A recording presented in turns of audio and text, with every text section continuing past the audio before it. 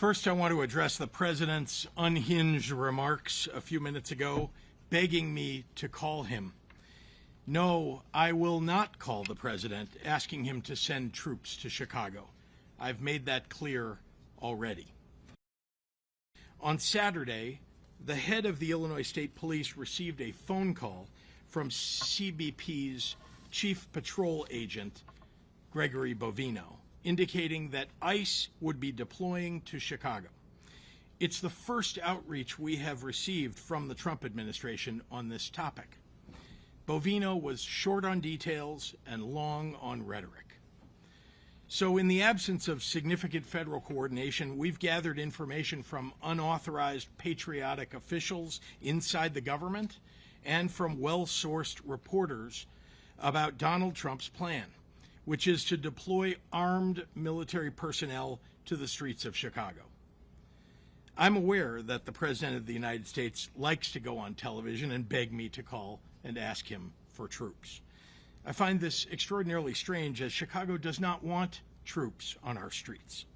I also have experience asking the President for assistance, just to have the rug pulled out from underneath me when execution meets reality. I refuse to play a reality game show with Donald Trump again. We know before anything has happened here that the Trump plan is to use any excuse to deploy armed military personnel to Chicago. If someone flings a sandwich at an ICE agent, Trump will try and go on TV and declare an emergency in Chicago. I'm imploring everyone, if and when that happens, do not take the bait. None of this is about fighting crime or making Chicago safer. None of it. For Trump, it's about testing his power and producing a political drama to cover up for his corruption. We do not want or need military occupation in our city.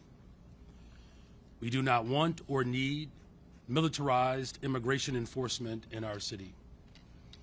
We have been clear on that, and we will continue to take every single measure that we can to protect our people from these threats.